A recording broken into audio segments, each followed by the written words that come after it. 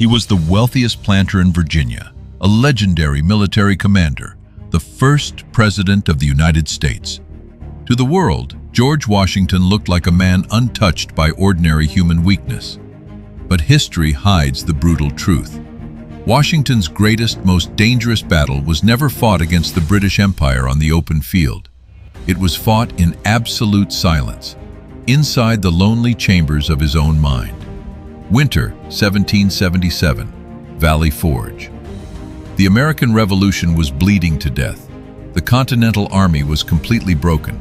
12,000 soldiers were trapped in freezing huts, starving, covered in rags, and dying from disease. Mutiny was in the air. Despair was spreading like wildfire. The dream of a free nation was about to vanish into the winter wind. Any ordinary leader would have panicked. Any ordinary man would have cursed the heavens, blamed the politicians, or surrendered to fate. But Washington was not an ordinary man.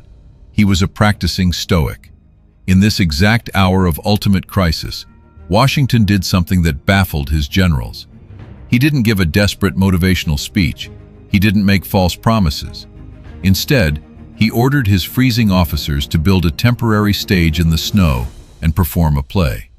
It was a play about Cato the Younger, the ancient Roman senator who chose death over surrendering his mind and his principles to the tyrant Julius Caesar. Why did Washington do this?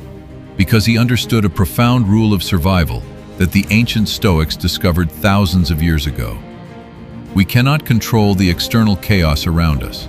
We cannot control the freezing weather, the lack of supplies, or the overwhelming numbers of the enemy. The only thing we truly own, the only kingdom we truly govern, is our internal response. Washington wanted his dying army to look at Cato and see a human anvil. In the ancient world, the anvil was the ultimate symbol of unshakable strength. No matter how hard the heavy hammer of fate strikes, the anvil does not break. It does not cry out. It does not complain.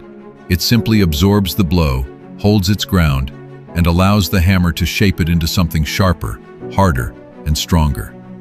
Through the brutal months of Valley Forge, Washington became that anvil for his nation. He refused to show fear. He refused to let the chaos outside breach the walls of his inner fortress.